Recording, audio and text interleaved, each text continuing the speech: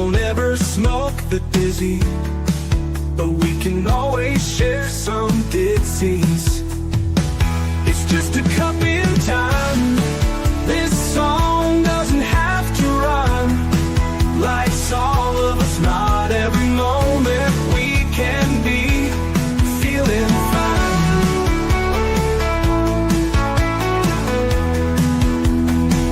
I wanna share a moment, just a second if you will, maybe even a cup of thrill.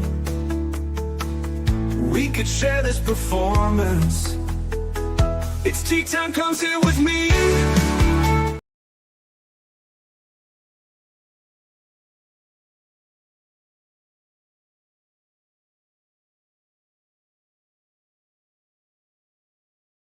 A special book.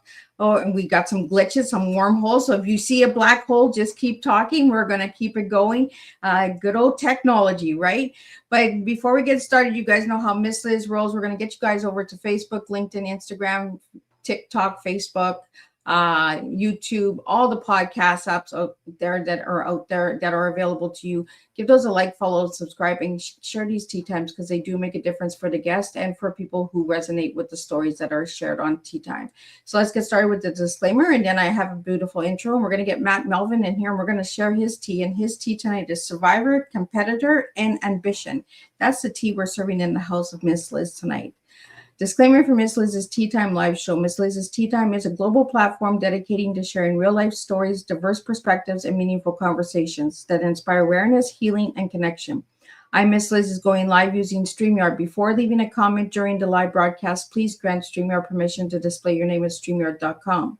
Please be advised that all the content brought forward during any Tea Time show is presented in good faith.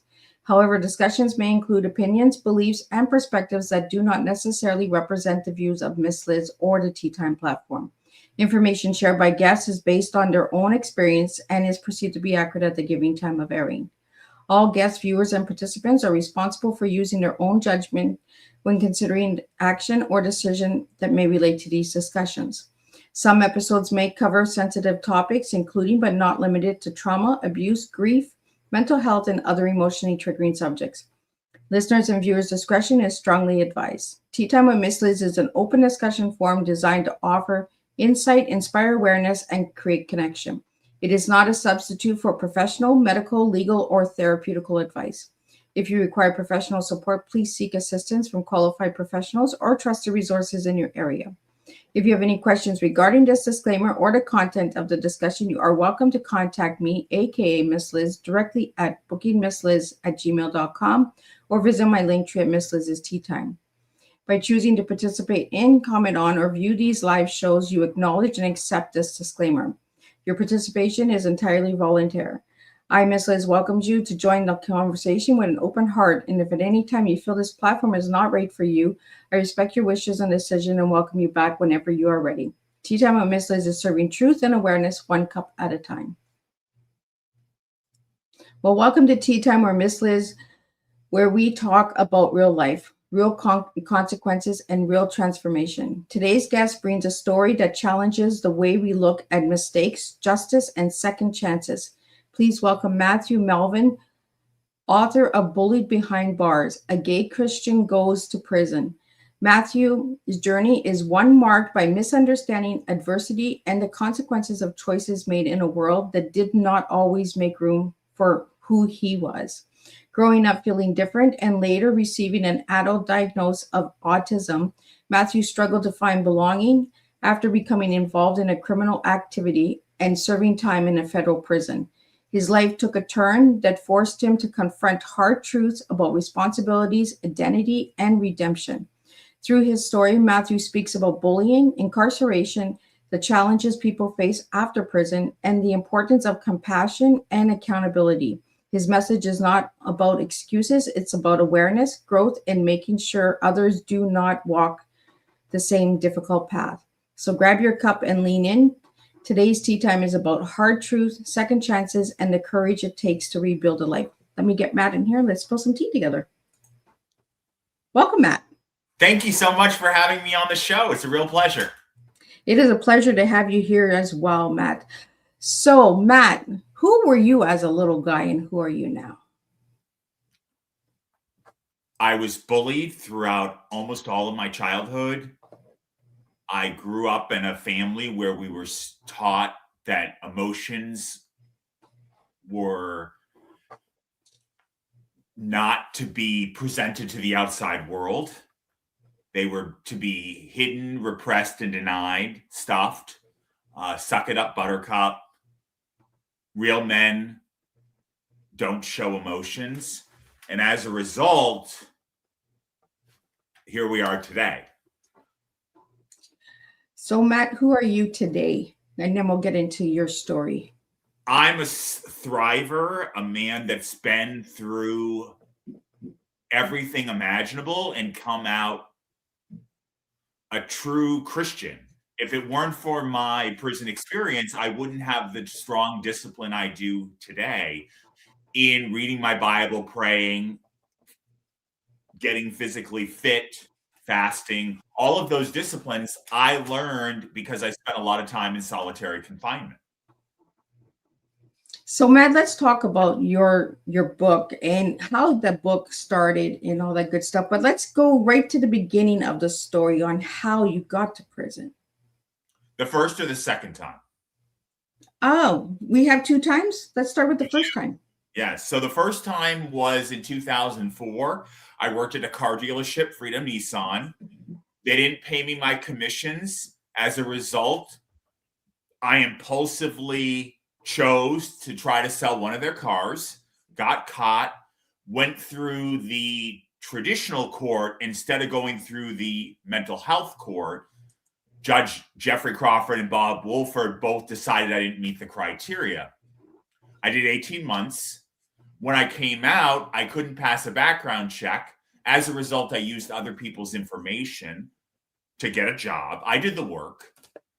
The government pursued me for 6 years, got a grand jury indictment against me in 2016, and I did another 18 months, 10 different institutions, 4 states, 18 months. Why so many different? Why so many different institutions, Matt? A lot of different reasons. One would be they didn't know what to do with me. The guards and the inmates would lie and tell the guards that I tried to proposition them. They would put me in solitary confinement. I would write grievances. And the grievance system is the complaint system in the jails and prisons. So you the first time you were in jail was in 2016, or is that the second time? No, that's the second time. The first time was in 2004. And how long were you in jail for the first time, Matt? 18 months both times. Oh, so both times. Yeah, same judge, actually. It's really eye-opening for people to realize that Vermont is such a small state, 600,000 people in the whole state. I don't know anybody else who has ever done 2 different prison sentences, one in state and one in federal, that had the same judge. So, Matt, I'm going to pull up your book. If you want to just talk about the book and the title of the book and the cover and all that good stuff for all the audio listeners that can't see the cover. Bullied Behind Bars, a gay Christian Trump supporter goes to prison. The reason I chose that title was because I, for most of my life, was taught to put masks on, pretend to be somebody I'm not, stuff emotions. And I was miserable. My title shows who I am, the character I am, and I'm no longer going to wear a face mask. And what you see is what you get. What other people think of me is none of my business. So, Matt, we have a question that came in for you, and it says, how did Matt find the strength to keep going through those experiences? I believe that God gives us opportunities to become better people. There's always 2 sides of the coin. You can look at it as challenges. I choose to look at it as opportunities. because of my strong faith, I had a near-death experience in 2015 where I was almost killed by an out-of-control driver. That experience for me was where I believe God was drawing a line in the sand, saying, you're either going to do my will or you're going to do your own will. You're going to lie, cheat, steal, go to prison, come out, and the revolving door was going to continue. And I didn't want that for my family. I didn't want that for me. And I needed to make a change. Matt, we have a question. What was the hardest moment you faced while dealing with bullying in prison?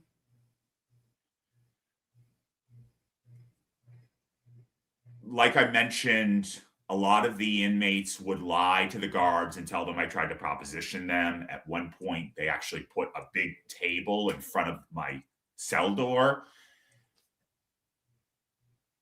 In a way, I felt like I was targeted constantly.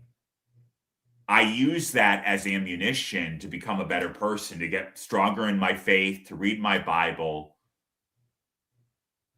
praying, because I knew that God was always with me, even though I couldn't see him. You know, faith is a sixth sense. In order to have faith, you have to accept Genesis 1:1. If you don't accept Genesis 1:1, you might as well close the Bible and move on. So what did you learn from being in prison with all the bullying and that about yourself, Matt? That I am a thriver. I can get through anything that's put in front of me. And I have the tools in my tool belt to get through anything. So Matt, when people read your book, what are they going to find in this book? They are going to see a man that was in a lot of pain and hadn't come to the realization that he could be loved. He is worthy. He is good enough. And until I started loving myself, forgiving myself, I can't love or forgive another person. So Matt, when you wrote your book, how long did it take you to write it? 4 years, and then another 2 to edit. And did you find it re-traumatizing when you had to write your book? Trauma is an interesting thing. Trauma never goes away. I've seen people say that trauma, I've gotten over trauma. That is untrue. There's no way you can get over trauma. I think I have better tools than I ever have had, but trauma still exists. I mean, let's just call it spade a spade. When a police officer is behind me, I am uncomfortable, and that will never go away. So Matt, do you speak on prison incarceration and that, like in conferences and events and webinars and stuff like that? I would love to have more speaking engagements. If you or anybody you know wants to have me come and speak, I would love to have the opportunity. My story started before the car.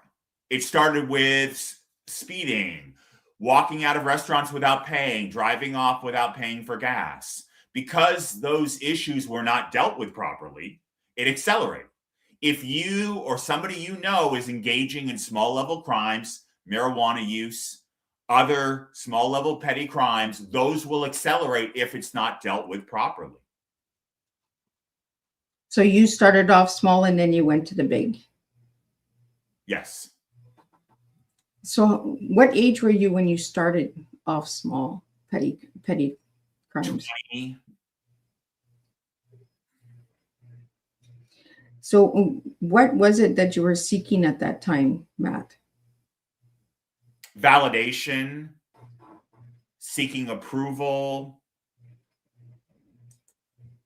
In a way, I feel that some of events that happened were a way for me to stand up to bullying, because I had been bullied throughout most of my life. So for anybody who has come out of prison, what message would you have for them with the experience that you went through, Matt? Forgive yourself, accept yourself for who you are, love yourself, and find a good group of people. If you are, surround yourself with other people that are engaging in criminal activity, you will engage in criminal activity. If you surround yourself with other broke people, you'll be broke. Find positive people that will engage with you in activities that are not isolating. Dancing, swimming,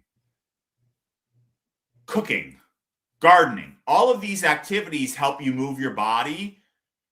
Of activities such as sports and video games are very isolating, and they offer no substance. And find a community of people that can support you. Be honest with what you're looking for.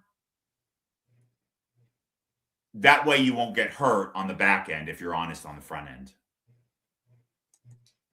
And Matt, how did those experiences shape the person you are today? Oh, it made me a stronger person. I didn't think I would be able to get through it, but I did. I persevered. I didn't allow the yelling and the screaming to consume me. I know a lot of people who are living in a prison in their mind. They're living with unresolved hate, resentment, shame. All of that, fear is another one, or codependency is another one. All of these will inhibit somebody's ability to move past. So how did prison challenge your understanding of yourself? It made me reflect on how I got to where I'm at, how I can come out a better person, and how I can use the tools I have so that I don't reoffend.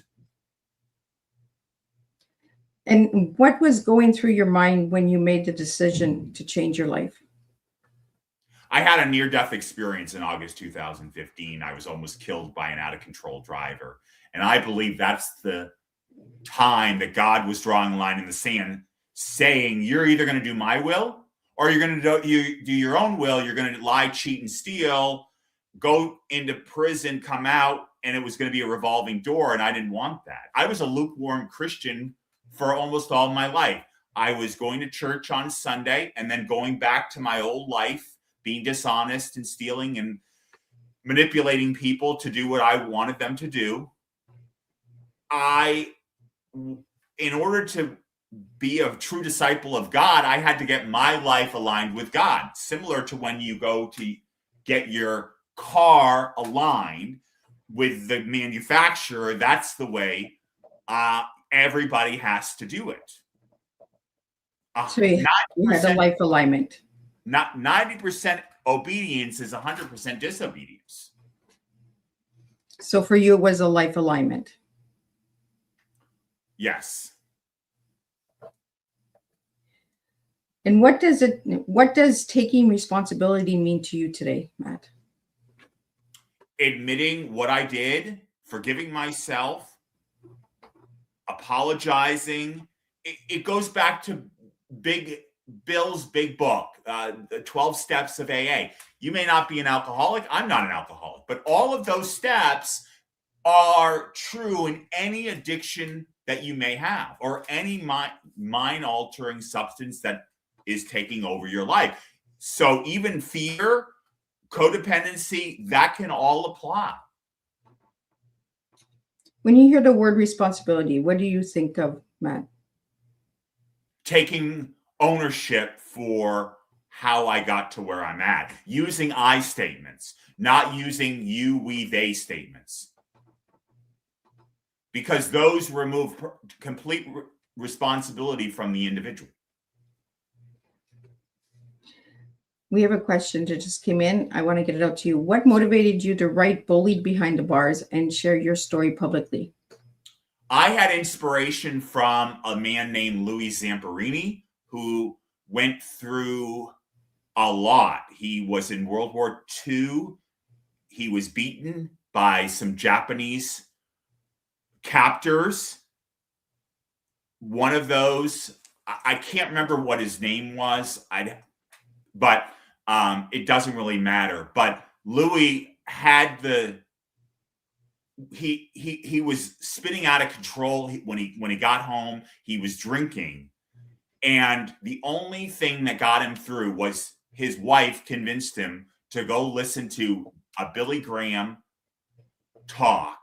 And he remembered when he was in a boat, he promised God that if God brought him to land, he would start doing God's will. So Matt, you mentioned ownership for the word responsibility. You mentioned life alignment for changing your life. Do you look at your life as like a car? That's a good analogy. Yes, I do. So the four wheels, is that the new beginning? Is that rolling out all of the hardship in your life? Yes. And I want to talk to you about your T, because your T is survivor, competitor, and ambition. You give me the word survivor, but then you give me competitor. So who are you competing with? Who am I competing with? I'm competing with myself. Now, is that competitor competing to be the survivor, or is the survivor? That competitor wants to always be a better man, is never content with where he is currently, and wants to help other people. And your last word you gave me was ambition. Why that word, Matt?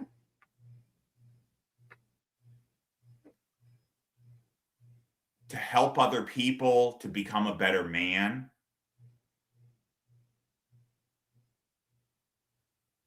So Matt, for all the men that are listening to this story today and that will catch the replay, what message do you have for them? Don't stay silent. Find a tribe. If you're a man, men. If you're a woman. Don't rely on your spouse as the sole person that you find comfort in. I started doing men's work in February 22, and it was transformational. In my whole entire life, I've probably seen about 60 therapists. I don't believe therapy works for me, but I want each person to try different things, because what works for me may not work for another person. But why I like men's work is because when you're on a weekend and you don't have a phone, you don't have all those luxuries, you're not distracted by outside forces, and you're with a bunch of guys and you're seeing that what you're going through is pretty similar to what another man is going through. Yeah, maybe not everybody's been to prison, but a lot of the guys have been in a prison in their mind. They lost a father. There's some traumatic event. When a man comes to a men's weekend, there's a reason. There's a reason why that man is coming to the weekend. He's saying, I'm not perfect. I want to work on myself, and I want to strive to be most of the men that come are fathers. I'm not a father. To be a better father to my kids, a better example to my kids, to lead by example and not use distractions, addictions as the sole umbrella for that man. I mean, we're all more than those labels. Absolutely. Matt, I really want to thank you for being deeply open and honest. A lot of the viewers are saying thank you for sharing and appreciating the honesty that you're sharing here tonight. And this is why Miss Liz opens the floor. I want men's stories out there as well, because men do have stories as well, and they matter just as much. You've been asked this question a couple of times. What inspired you to write Bullied Behind Bars?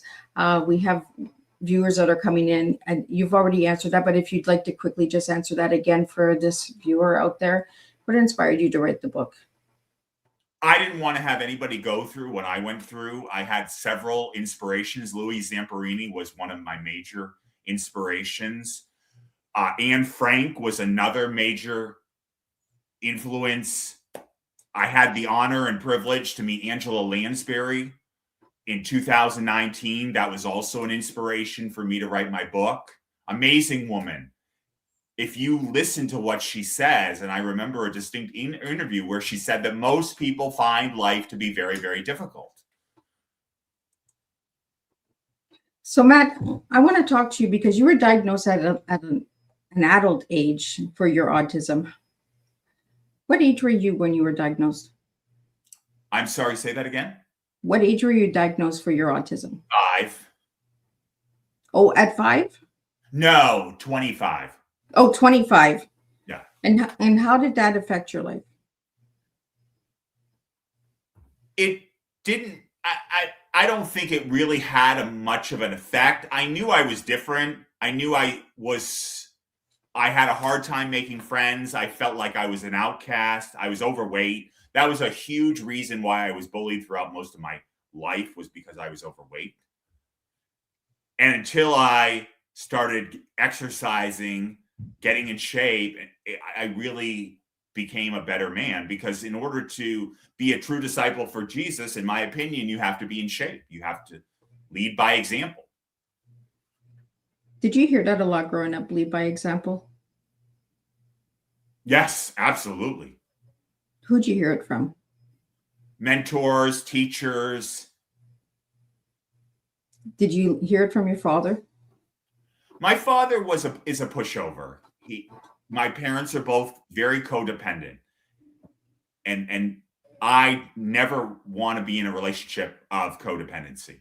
My brothers are in codependent relationship. I have a lot of friends that are in codependent relationship. If you are in a codependent relationship, try to do what you can to get out of that codependency. We all need to be independent. We can't be relying on another person. Another person will not make us happy. We determine our happiness. So do you find that because you were diagnosed with autism that you were treated differently in the prisons? I don't think so. I think I would have been treated the same way if I was diagnosed or I wasn't diagnosed. And what did the isolation teach you about your strength in prison? That I can get through anything. How did you get through that time? I was journaling. I was writing everything that was going on. At one of the institutions, they actually confiscated my journal entries.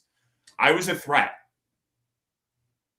Were you writing stuff you shouldn't be writing, Matt? Oh, I was writing everything that was going on from my perspective.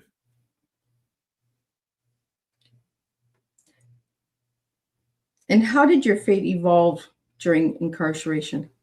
It only became stronger. I was able to attend different Bible sessions of cults, because Jehovah's Witness, Christian Science, Scientology, all of these cults come into prison. Why? Because a lot of men that are in prison want to be loved. They're missing that love piece. And they think that a religion is going to bring them something, and it won't. But I wanted to go ahead, man. The reason I went to these is because I want to hear what they're saying. I want to hear the promises that they're telling people. I can't be a true disciple for Jesus if I encounter somebody from Jehovah's Witness on the outside and I don't know what they stand for. I can't help bring them to God. So I have to be educated. Just like, if I don't know what's in the Bible, how can I preach the word? We all need to be knowledgeable if we're going to teach somebody about something. And what misconceptions about prison life needs to be addressed?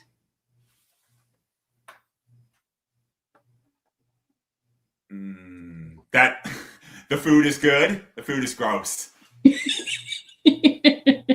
So the food's no good.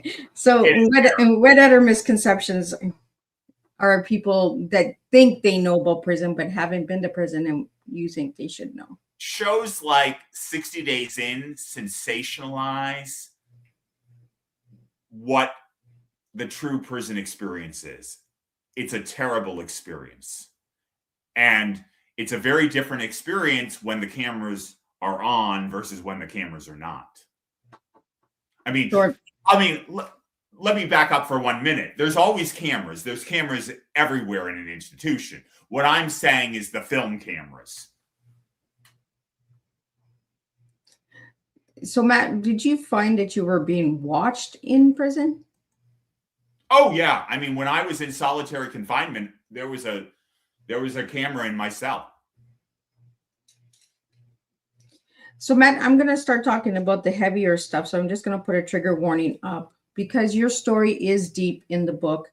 You do talk about being gay, being raped, and being targeted in prison. Do you want to share a little bit about that? I will say that without giving everything that's in my book, I was raped, I was assaulted by a sex offender.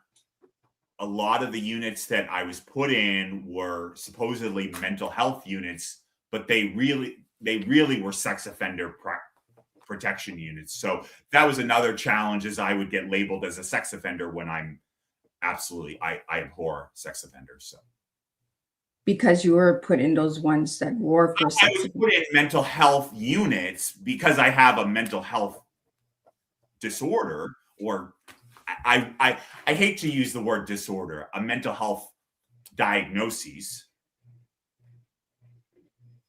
Unfortunately, a lot of the people that are put in the mental health units are sex offenders because they protect them. The institutions protect them. Yeah, they do. They put them in protective custody. Correct. I'm aware of that. Matt, what role did ambition play in both your mistakes and your recovery? It helped me get through all the hard, difficult times that I was put through. And without that hope, I might as well just lay down and die. So, Matt, did you turn, besides writing and journaling in prison, did you turn to music? Did you turn to reading? What else did you turn to? Reading my Bible. That was what I turned to. Exercising, as I mentioned, fasting, watching what I ate. There were days that I didn't eat anything. I was very mindful about what I was going to put in my body. Well, you already mentioned the food wasn't good. It was terrible. So was there one place that you preferred over the others? They were all terrible. There was no one institution that was better than another. They're all terrible. It's no place that anybody wants to go. And the reason I asked that question is because I want people to realize that they're all not good. Like, you know, not one outshines the next one. They all have their faults and they all have things that people do not see in the outside world. Were there things in prison that you've seen that surprised you? I saw an individual walk up to the second tier and swan dive and Wow. end up paralyzed probably for the rest of his life. That I didn't expect. I didn't expect the amount of yelling and screaming. I mean, we see that on 60 Days In all the time. But I think that that's staged, quite frankly. And what does justice look like to you now? The judicial system is corrupt. It's a mess. It incentivizes lawyers, police officers, and judges to get convictions. And that's how they move up within the ranks. You said that both times you had the same judge. Is there a reason for that? Was there only one judge in that area? No, there's many judges. I'm not going to hypothesize about why I think that I got the same judge. And Matt, what message do you want people to get from your book, Bullying Behind Bars? My story can relate to anyone, even if you haven't been in prison. My story can touch you. Most people know somebody that is engaging in bad decision making, and that's what my story started with: bad decision making after bad decision making. I met a lot of drug addicts when I was in prison, and they would always say the same thing: I just need the drug one more time and then I'll stop. And that's the way I was. I just need to steal one more time and then I'll stop. And then it just snowballed. So what we need to do is stop right now, because what we put off tomorrow needs to happen today. So what is your favorite scripture in the Bible? He who is without sin cast the first stone. And why? It's very easy to see faults in another person. It's much more challenging to look at our own faults. And Matt, as a little boy, you said you felt outcast, lonely, and friendless as a childhood. For all the little guys that are out there that are feeling that way, what message would you have for them tonight? Find a tribe of men if you're a man. I talked about this earlier. Woman if you're a woman, that will support you. If you're neurodivergent like I am, find men and women that are neurodivergent. If you're neurotypical, find men and women that are neurotypical. A neurotypical person will have a much harder time understanding a neurodivergent individual. I see it today all the time. So Matt, are you still in Vermont? I am still in Vermont, yes. And in Vermont, after getting out of prison, was there any support services or anything? No, there's no support services offered. Is that something that you feel that should be happening for people coming out of prison? I do. That's the big reason why the recidivism rate is so high. Louisiana locks up more people than any other state, yet the recidivism rate is still the same. We know that locking people up is not the solution.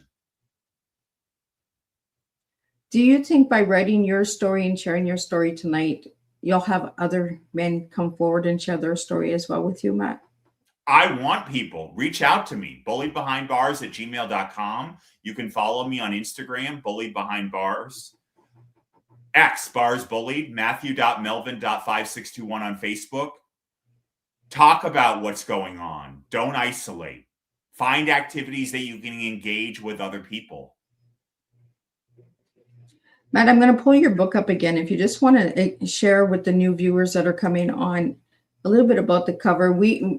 Most people know what the flag stands for, but if you just want to share a little bit about the cover and the title and all that stuff a little bit. Most of my life, I pretended to be somebody that I wasn't. I was taught to hide, repress, and deny emotions. This cover was a sign that I was no longer going to try to appeal to the outside world. I'm my own man. I stand in integrity. I'm not going to try to hide who I am to appease the outside world. So Matt, you mentioned accountability. How long did it take you to take accountability for your actions? It took a while. It didn't happen until the second time that I went to prison. And did you have a heart-to-heart talk?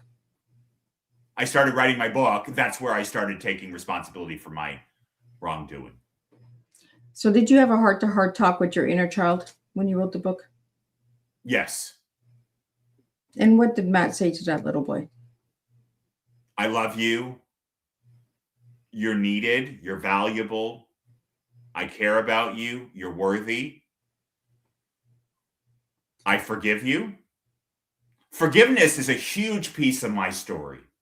Until I started forgiving myself, I couldn't forgive other people. And I had to forgive everybody who had done wrong to me. So you talk about identity. Did you struggle with identity growing up? I didn't know who I was. Yes, absolutely, no question. I was trying to appease my parents, try to pretend to be somebody that they expected to me to be, stuffing those emotions that really killed me. And I wear my emotions on my sleeve now. Men who show emotions are real men. And Matt, do you believe in second chances? I do, yes. We all deserve second chances. We've all done things that we're not proud of. So, Matt, I want to get into, because you say that you were a Trump supporter, and I know some of my views are going to come at me, but tell us why you're a Trump supporter. I've always been a fan of his. I volunteered for him in 2016, knocking doors in New Hampshire. I loved it. There's so much energy that comes from going to a Trump rally. I don't like everything about him, but he says what's on his mind. I wish the language was better, but he speaks like a CEO. I've met a lot of CEOs, and there is no filter on them. So, do you have a strong political belief? I do. And is that part of your faith belief as well? Absolutely, no question. So, did you have faith before going into jail? I had lukewarm faith. I believed in God. I only went to God when I was in dire straits. And I know a lot of people use God as a manipulation tool. And Matt, let's talk about the justice system. How do you feel the justice system could be changed by writing your book? I think there needs to be more mental health programs. The mental health assistance is not even close to what it needs to be. I think there needs to be more training from, law enforcement all the way up to the courts about mental health. I don't think it's very well understood. It seems to me that everybody is treated the same. I should say everybody who doesn't have money is treated the same. The wealthy are treated much differently. So there's two classes of people, the haves and the have-nots. So, Matt, if you had a chance to stand in front of the people that did you wrong as a child and in prison, what would you say to them today? I would want them to admit what they did, and I'd want them to apologize and tell me how they're going to do things differently in the future. And Matt, if you could look at yourself in the mirror right now, what would you say to yourself? I love you. I'm proud of you. You've been through so much and came out a better person. You could have been miserable, playing victim, but instead you are taking responsibility for your actions and trying to inspire other men and women. Now, if there was a school or college out there that would like to hear your story, would you be open to doing that? Yes. Why? I want to inspire other people. I want to talk in front of large groups of people to share what can happen if small level crimes are now dealt with properly. Small level crimes. Because it will escalate ultimately, like in my situation. So do you feel that it starts off small, then it gets bigger and bigger? Right. So if it's not handled correctly at the small level, then the larger level becomes out of control. Absolutely, because when somebody gets away with a small level crimes, the risk factor will heighten. And Matt, you gave me your favorite color was green. Why green? It always has been green. I love St. Patrick's Day. I've always been a fan of St. Patrick's Day. Why St. Patrick's Day? I just love the luck of the Irish leprechauns. So you like the leprechaun? Yes. Is it the rainbow, the gold at the end of the rainbow? Something like that. And green represents what in your life today? Ambition, growth. And one word prison taught you? Overcome. Do you want to get deeper into that one? I overcame a lot of adversity and came out a stronger person.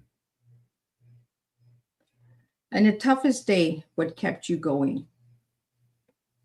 My faith in Jesus Christ. And what song do you turn to pick you up? Come, Jesus, Come by CeCe Winans. Oh, that's a good one. I like that one. Is it the lyrics or is it the beat of the music? Both.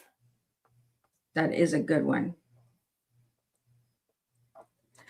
Competitor in your arena now. Who is your competitor beside yourself?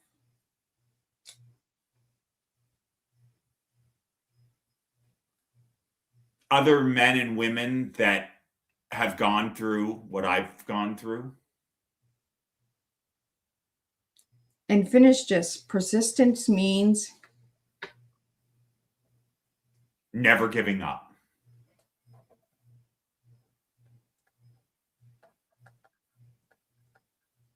and what part of the book would people be most surprised about?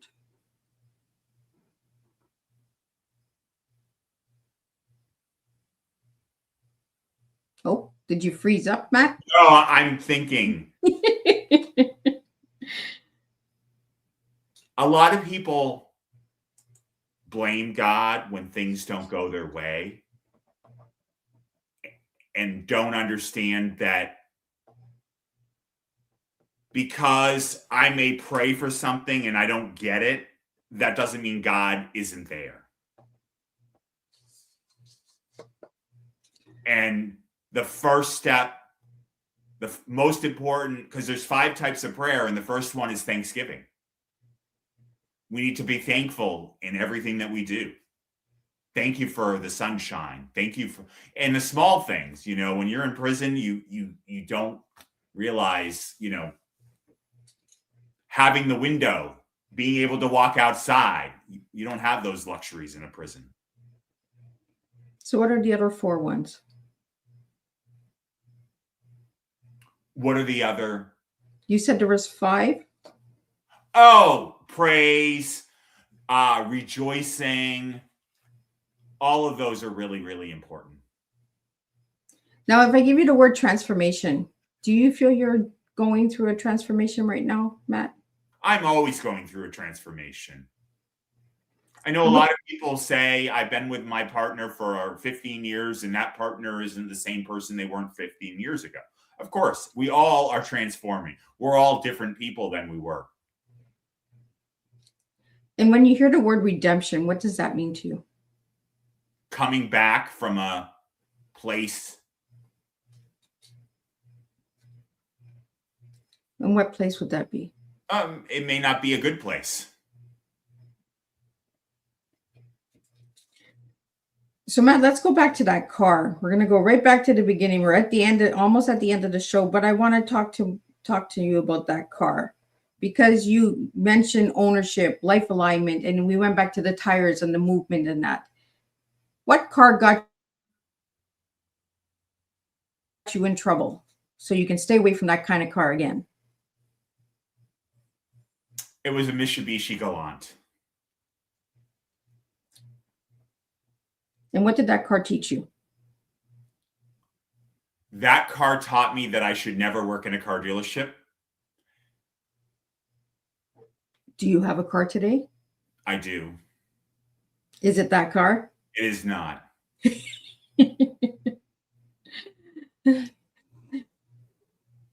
Well, Matt, I want to go back to the color green. You really like green, so let's get deeper into the green. Do you feel that green saved your life? Yes. Do you understand what I mean when I say saved your life? I think you mean it got me through the hard times. Do you find that green was like a root, like a seed that made you open your eyes to change? Absolutely. Miss Liz just doing her tea stuff here, digging a little deeper into the teas.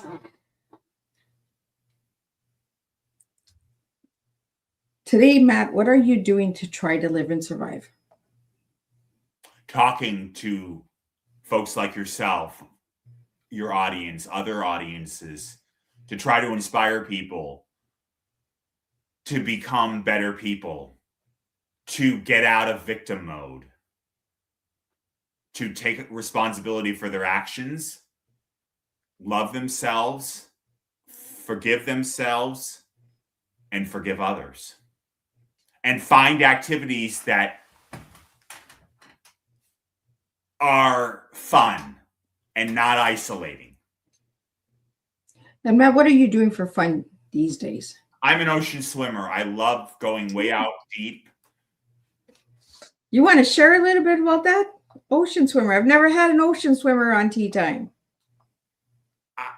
There's nothing better than being out in the ocean, not knowing what's underneath. I've had people ask me, aren't you afraid of sharks? I'm not afraid of sharks. Look, a shark can sense fear in an individual. So if you're scared of it, it's coming for you.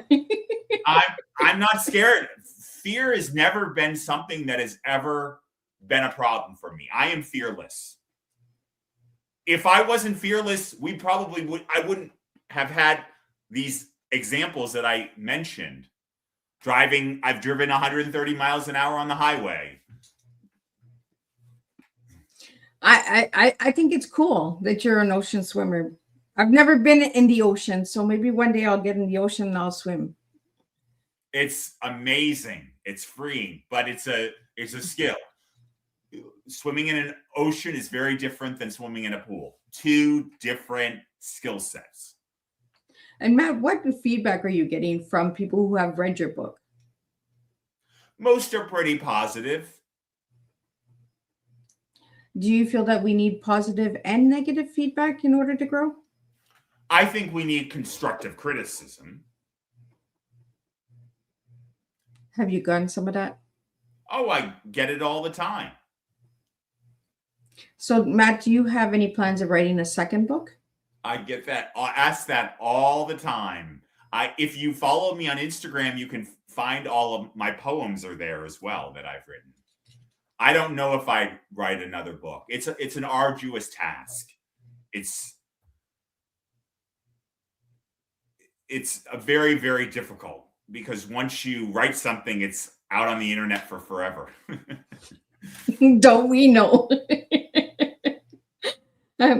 You mentioned poems. Are those poems you wrote when you were incarcerated? They were, yes.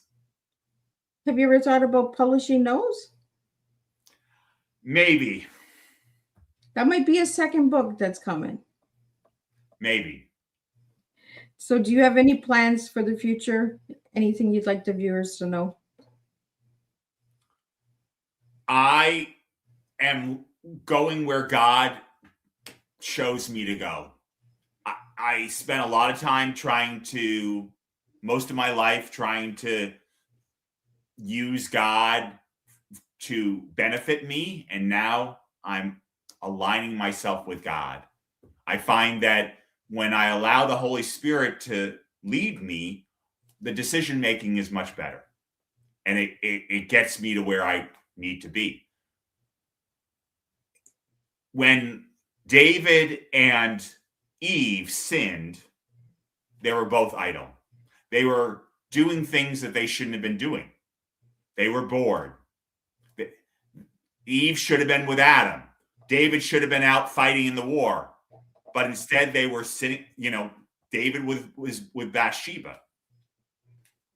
most times when people sin, it's because they're idle. They're on their phone. They're not with friends. So what message would you have for the listeners tonight about being idle? Get out of being idle. Pack your schedule. Find people that can build you up. And what message would you have for all the listeners tonight, Matt? Reach out to somebody. Talk about what's going on. Email me. Happy to talk to you. Don't isolate. And Matt, would you be willing to talk about your adult autism diagnosis? Yeah, I mean, I'm open to talking about anything. I don't try to put myself in a box. In other words, I'm not going to define myself by a diagnosis. That's something that's in the DSM-4. I don't, all the DSM-4 wants to do is put everybody in a box. And you can't box me up. I explode. So if I put you in a jar of jam, would that be better? No, it wouldn't. I don't want to be in a box. I was in a box. I was in a box. 36 months. When I was diagnosed with a lot of mental disorders and that, they diagnosed me with so many that I just said, you know what, I'm just a jar of jam, different jars of jam, because there's so many different diagnoses that they just throw labels onto everybody and put everybody into boxes, like you said, So I kind of sweetened it up and said, well, put me in a jar of jam. There's blueberry jam, there's strawberry jam, there's raspberry jam, blackberry jam, but I'm not going to be known as the jam. I'm going to be known as the flavor inside of it. And I think that's what mental illness is we need to understand the diagnosis. We're being told and labeled, but we're not understanding the diagnosis that we're being given. And that's one person's opinion. Right? And human beings' opinion, and human beings are not always right. I don't care how much schooling you've had. I know brilliant people that know more about that Bible than folks that have gone through seminary school and have their doctorate in theology. When you hear the word mental health and mental illness, Matt, what comes to mind for you? What comes to mind is a institution that you put people because you don't know what to do with them. So they're not understanding us, correct? I don't think they understand them, no. Stephen Covey's 7 Habits of Highly Effective People: seek first to understand, then to be understood. And that's what we usually do in today's society, is we judge what we don't understand. And do you feel that that is something that has happened to you? People have judged you without understanding who you are. All the time, Liz. All the time. Well, Matt, I really want to just thank you for sharing your story and coming and sharing your book with us tonight and getting out the truth and the awareness, because that's how we make a difference, is by sharing stories and bringing the awareness to the table. So I want to thank all the listeners and viewers that joined us. And as well, I'm just going to do a wrap up of what tonight's tea time was. And again, Matt, if anybody would like to grab Matt's book, I'm going to put the link up here on the screen. Matt, if you would just like to let people know where they can get the book as well. My book is available on Amazon. You can email me, bulliedbehindbars@gmail.com. I'm on Instagram, Bullied Behind Bars, Facebook, Matthew.Melvin.56221, X Bars Bullied. Reach out. Let me know what's going on. Happy to help in any capacity that I can. Well, thank you so much. What an honest and eye-opening conversation. Matthew, thank you for sharing your story with courage and transparency. You reminded us that people are more than the worst decisions they have ever made, and the accountability and growth can exist together.